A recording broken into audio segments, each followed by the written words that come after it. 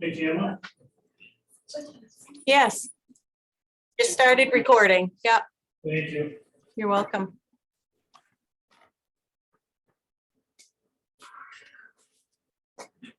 All right, you got 1 o'clock, so we're gonna get started.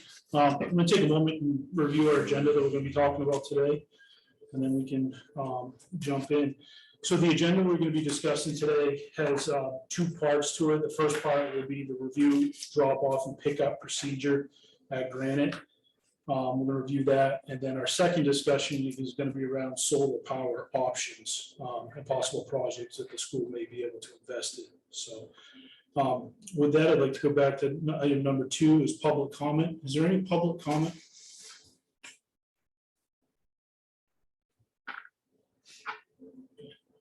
And we can accept public comment as we go through here too, so if somebody has something to.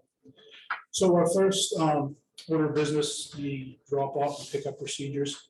Mr. Hisco was unable to attend with us today, but I did ask him to give us or give me some feedback that I can share with the group. So overall, he says that the parking lot is going smoothly. There's been no issues with the morning drop off. He said he has, well, Dave is one of them. He has other staff as well outside that are helping with the parking lot procedures as well as the door pieces. And so they did have to switch around some of the duties, but that has not created any issues. Pickup routines has worked out great as well. We get the pre-K students out first, which has been standard practice. The walkers are leaving at approximately 2:10, followed by the last car leaving the parking lot right around the 2:20 mark. And then followed by that would be the bus pickups. So I do know that there was a piece of concern originally from the police department about the line traffic, but that was quickly resolved by asking folks to park to one side of the road.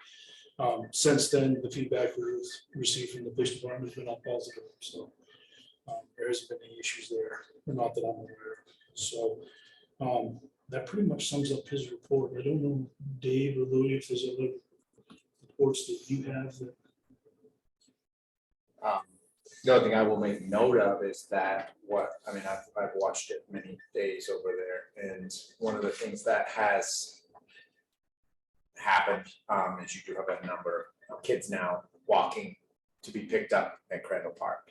I've noticed anywhere from 6 to 20 on any given day being picked up on other streets to avoid, because the parents do not want to wait in the line. I've had people address that with me. Because they're not happy waiting in the line, so they're having their kids walk to other locations. So that's the only real other thing that I would certainly make note of. And that has depended sometimes on weather. Rainy day, it was 5 or 6 that walked over there. On a nice day, there was 20-something kids that walked and were picked up in either Little Italy or Crandall Park. So that is something to just be aware of. Other than that, I mean, and certainly that does affect drop off and pickup as well. If you take 20 cars out of the line, that speeds the process up, certainly. So that does affect how things operate. I'd say most of the time with that is at pickup time. The drop off time, Yeah. most of them are coming through. It's at pickup time is when they're. Yeah, I don't notice any drop off issues just per se. I think drop off has gone pretty smoothly. And then, Obviously, I do have concerns in the winter as to how all that's going to take place, because we battle a lot of things in the winter. So. What are your winter concerns, just to hear them? Well, number one, all of the setup in the parking lot, all of that. You know, we get snow days, we can't be having all of that stuff in the parking lot while we're trying to plow and keep the grounds clear and slip free. We can't leave it out all night like we currently do, because Public Works comes through at all hours. The whole side of the road where cars are pulling up on certainly has got to be, you know, one storm and one big storm that you're going to lose all of that. That's all gone, and then you're dependent upon Public Works, who's limited in what they can do to keep that free and clear, so you're now gonna encroach out onto the road again. So those are, that's just one small piece of what we have to keep clear for our side, a small crew of guys trying to do that in conjunction with Public Works, and they're stretched all over town, and they're a handful of people, so winter presents some great challenges for us. Because I think that will also extend probably into the parking lot, because I know that the winter runs with the snowbanks, the parking lot size itself is reduced. So you're gonna have to really be clear back on. Yeah, But it's kind of a temporary setup for right now, Yeah. the way it Right. is, so hopefully by next winter, you Right. won't have to Right. worry about that. any other questions or feedback? Well, I was just gonna say, like, I've kind of, I mean, I got a bunch of different statements, but it seems like the most resounding thing that I'm hearing from parents and different people is basically it's safe now. They think it's more efficient.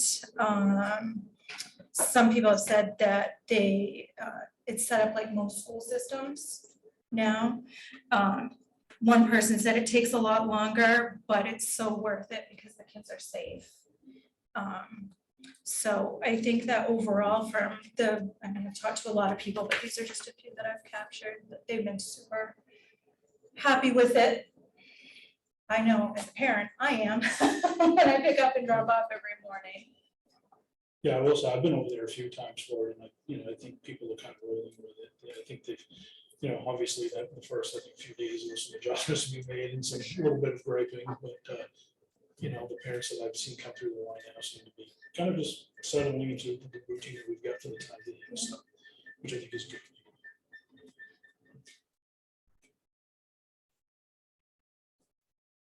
Any other comments or questions?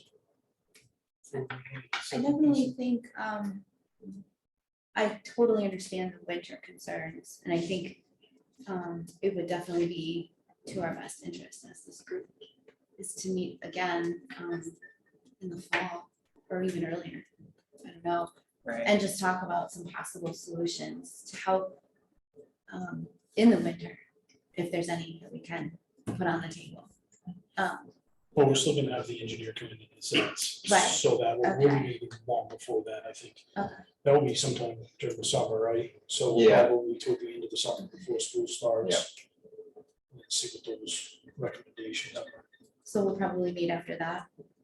Yeah, The once engineer? the engineer piece comes through, Okay, we'll have to meet anyway to review, their recommendations to us, and then we will Okay. have to take that and bring forth a recommendation to the board. okay. So if there's, obviously significant changes or something associated with that. The only feedback all the feedback I have is very positive too, and I actually took the time to print it all from what was posted online, not that that's the ultimate source of anything, but it was directly on the Granite Street School page, and these are all parents that drop off their kids. It's resounding, like Michelle says, very happy, this is great, it sounds good. Thank you for taking the time to review this whole process. Thank you for making it safer, that seems to be the key word. It was getting ridiculous, it was getting dangerous, I've had some near misses with almost hitting kids and parents. But I think there are ways to speed up that line, I think that seems to be what I'm hearing, is that the pickup could go a little faster to make parents happier, so they're not doing the Crandall Park switcheroo. And just kind of that spot where the rope is, I know they're trying to do their best, like getting kids out one at a time, but we could even have kind of I don't want to call it a rule, but if you're next to the rope, you're up and your kid gets out. And there can be just a little more, what am I trying to say, encouragement to the parents and caregivers that kids should be ready to go and kids should be getting out when they're at the rope. And then that's 3 cars that are emptying at a time, and it kind of helps you guys on your end. You're not waiting for kids, you're not assisting with backpacks. And again, I want to say, like, at the last school we were at, the principal said that to us as parents, and that was okay. We were all like, yep, okay, whatever makes it safer, whatever makes it easier. And when we pulled up to the line, we knew, like my son was 5 at the time, he knew, we called it stop, drop and roll, and he grabbed his backpack and he got out. Passenger side only, so we didn't have doors swinging open into the traffic, and I think as long as they're at the road, we can encourage parents to. We, The one thing we're having is with, obviously on the vehicles, the child safety locks. So a lot of the parents are having have those hooked. So the door has to be opened by us in order for the student to get out, or the parent has to get out of the vehicle. So that's one of the things that, does slow it down a little. So that's just a safety issue for the parent, with the Right. student, with their child in the car, so. yeah, because I noticed the opposite on one of the pickups, I was at, you got kids in certain different types of restraints and seats and whatnot. Right. And we can't be buckling kids, and it's gotta be a parent's responsibility, just because of the liability with it. Well, and that's why we have those spots. They need to choose a spot to help with the restraints. But I don't know, I think it's going really well. I do. I'm I mean, really, I think there's tweaks that we can Sure. make and do, but I mean, as a whole, like, I think it's awesome. I love it. Love it from, as a parent standpoint, it's amazing. So the second part of the agenda item, Michelle, you had asked Lou to bring, was it the plan, the original plans, right? Yeah, I was Do we just- want to take an opportunity to review that now, or where do we feel we're at with that? Yeah, I mean, it's just the drawing, the blueprint drawing of the parking lot. What did it tell you about? I didn't know if there was like an engineer summary report or anything like that. They basically, it's all kind of designed, they do their initial drawing, Gotcha. and then it's up to the contractor as to how they implement it. But this basically is just showing where your crosswalks were put in, handicap number spaces where they were located, type of thing. And did it talk about flow at all, or They don't just get this? that. Yeah, they just did the Yeah. drawing. Those were all, I mean, all of those things were discussed in meetings at that time, but and there are some volumes of books of meeting notes, I mean, Oh, gosh. Take Yeah. days to go through all of that, but What year was this done with? this was in, 90, 98. Yeah. 97, 98 was when it was all. Yeah, because right now, I think one of the biggest bottlenecks is right there. On that If you- edge? Yeah, if you got rid of that, it would just make it so much easier for people just to come right I in. think originally why they did that is because that parking space there, they didn't want someone cutting through, Oh, no. getting into it, so that's why that's there as a barrier. Way back, way back, when the building was built in 54, it looked like the road came this way, straight through this whole corner of the playground, more so, and then it slowly shifted over. This was actually what was set up as the drop off and pickup, right in here. That was the student loading and unloading zone. Well, there's electrical and water underneath there now, isn't there? There's sewer, yeah, there's now electrical under this, and there's this sewer main comes up the side. would you say more kids were bused during this time or less? I would say back then, we had 380 kids at that school, so we had more of both. Okay. We had a greater population that, yeah, Were there more schools then, right, there were? not at that point, because we had closed, so when all of this work was done, was when we closed all those other schools. And actually, That some was of the them, only elementary school. that was the only elementary school, yeah, we had closed, all the other ones. Thank you.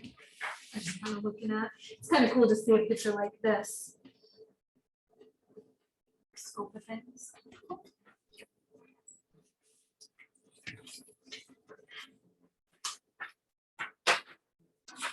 Any public comment at this point before we move on to the next agenda item?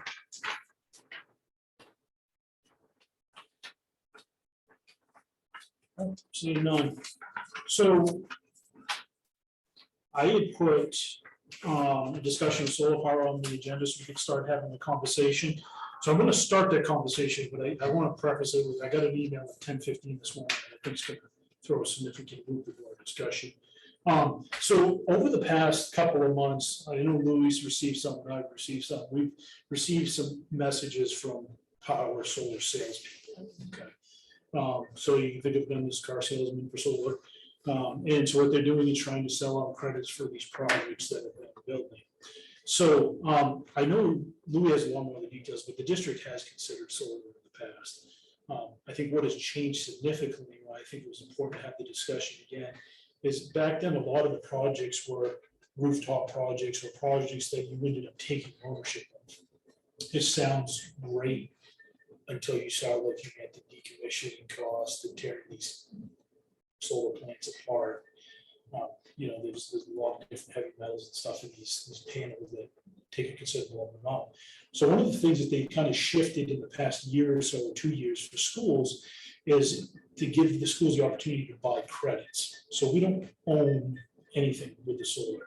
We're just buying electricity at a discounted rate from a particular solar farm. So our investment allows them to build the farms and guarantees that they're going to sell the electricity. That's why they're able to give us a discounted rate. Okay. So the rest of my original discussion was going to be, do we want to start moving forward and having some of these folks come into our committee, have some presentations, and then for us to be able to bring forth a recommendation to the full board of whether we want to pursue the project or not. I will say, based on, you know, Novelist, or Novell, they're not a state company, but they've thrown some figures at us of, you know, over a 10-year period of $170,000 savings. So it is a significant savings we're talking. They've actually revised that, you know, I don't know those new figures, and they are now within $50 of the other revision. Yeah, because some of their information wasn't accurate, so Okay. they are now both within $50 of one another. One's a 10-year contract, and one's a 20. So, so with that being said, I'm going to talk a little bit about the email I got this morning. So one of the projects I talked to Tina Reserve about, who's through Revision, and that's a main company. This is a Minnesota company. Tina had mentioned that there's a project going up in Hampton that they're selling credits for. Okay. But what she sent me this morning essentially puts us in a situation, if we want to consider this, we're going to have to move really quickly. Okay, so where it was before, we could probably have a couple of meetings, have some discussions, go about our process in a steady manner. This is going to be occurring quickly if we're going to do this. So what she wrote is, this week the legislators voted to change the solar laws again. Projects that don't begin construction by September 1 will be significantly impacted. So that part of it is, if the credits sell out in Hampton before us or any other schools get attached to it, there's not going to be immediate other options. So she went on to say many projects will not be able to be built as currently designed. We suspect that a lot of the projects will not be built at all. Everyone, including Revision, which is the company that she works for, will feel the effect. If you're interested in getting into the Hampton project, I would move as quickly as possible to ensure a thorough process for the board. What's the Hamden project? So that's the one that she's trying to sell credits for. So they kind of need them the way they are. Like, there's a Milo project. This one's to be built in Hampton. So Okay. if we were to go this route, the credits that we're buying are probably going to be coming onto the grid from the Hampton project. Okay. Projects have to be within our zone of Versant or Central Maine Power. Okay, that makes sense. And the Hampton projects are ours. Yeah. So, like I said, originally, we were gonna be able to have a conversation today about whether we want to hear these sales pitches. Now we're in a situation of, do we want to hear the sales pitch, and do we want to get it scheduled ASAP to bring it to the board quickly? There is no guarantee, because the project, it was at right around 70% sold out already when she started talking to us about it. So there's no guarantee, but go ahead and gamble a little bit and see if we can get a presentation quickly and make a decision, get it to the board. I'm for it. Did she mention if any other schools are in our area or on the same project or buying credits from this project? We've got she sent us a list of schools, not only in this area, but across the state. There is quite a few. It's it's a feasible way to go. I mean, the good thing, you know, Louis' tracking of our electrical expenses is absolutely phenomenal. So we have a very, very good understanding of exactly where our savings are gonna fall. That's why they're able to, a lot of times, school departments will see rough estimates. They're giving us very accurate estimates because of Louis' documentation. So here's what you're gonna save. So, I mean, schools are buying into it because you're gonna save money. Mm, Most schools have gone with revision because it is a main company, number one. They've already got things being built. Some of these other ones are trying to get the support behind them before they get them built, which isn't gonna play into this law. mm. That's the issue. Everybody wants to be out there and make a buck, but there's a lot of regulatory approval, land approval, all of those things. You gotta get approved to be able to put that power out on the grid. Whereas this is the one project that is, you know, because if, say, we signed with another company right now, we would not see those, and they have not even begun the building process. We don't see that savings until the farm is actually built, up, running, which could be a year or two out. So it's better to buy into a project that's currently being built. And what type of contract, 10-year or 20-year for that company for revision? Revision was 20 20, yeah. 20 years. And obviously, it's no cost to us to sign up for this program. No, so we're purchasing the credits. So it's like buying a concert ticket at a discounted rate versus paying full price. So if you think about our regular energy supplier, that's your full price ticket. This is a discounted ticket. And then if something was to go wrong with the lines, that would be Versant or the All Maryland on that, Power Company. Yeah, that's one of the benefits that's changed is when these projects first came on, you saw some on rooftops and you saw even taking school property. But at that point, they own them for a set number of years, which is usually around 15 to 20, and then you take ownership. And you benefited at a more substantial discounted rate for a very short period of time. Yep. But where schools and other businesses run into trouble is, okay, now I've got to take this panel off my roof and I got to put a new roof on for $200,000. Or I get to decommission these and it's going to cost me $1 million because of the work that's associated with it. Well, there goes all the savings that I've had. So this is us buying tickets. It's a hands-off approach. We don't own it. We don't have the liability for it. So it's the safest way for a school department to go because we're not making a massive investment that we're going to have to pay for later. It could bite us. Yep. It's kind of the same with wind power. They had me looking into wind power several years back and putting a turbine up on the Ski Hill and all of that. And I did all the research, talked to companies, and it's about $1.5 million for the windmill. And it would be a 25-year payback. But the turbine has to be rebuilt at 20 years, which pretty much eats up your whole cost savings. So, you know, it all sounds great in theory. When you actually own all of that, the savings are greater, but there's a lot of hidden costs as well. Think of. So the direction for the committee, we go ahead and reach out and get some presentations going and I think Yeah. that's a take good this idea. process rolling Yeah. quickly. Right, so I'll reach out to Tina to see if she could possibly meet with us at some point next week. Because like I said, I don't think we'll get a lot of time. We'll definitely have to get it to the board at not next week's meeting, but the following meeting to try to get the project if we decide to go that direction, so. The good thing about Tina's actually a former school administrator. In fact, I coached with her years and years ago. And she was a track and field coach, which I did track and field for a while there, so I know her. She's very good at understanding how the board functions and works and the information that you need, so. But, you know, her presentation will be to the point, so. All right. Any savings that we could see will be crucial. I hate to be a Debbie Downer, but the meeting I just attended before this one was about the energy market, and we are in the last year of our contract currently. So on top of the capacity charges and all that have just skyrocketed, we are probably looking at a significant increase, budgetary increase. So anything we do solar-wise to save is going to help impact. Unfortunately, I don't think you're going to see. This is going to cut our budget. This is going to offset some of the cost increases that we're going to be. Mike, so that's gonna be my question, Yeah, is would this yeah. be enough to No. offset those? No, I'm already But if seeing. it helps us. then- Yes, certainly. It's, yeah. For sure. Okay, Yeah. great, I'll get that going. Public comment about solar power.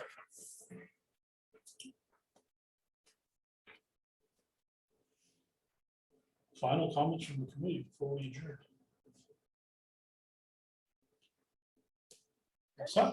All right, we are adjourned at 1:24. Thank you, everybody.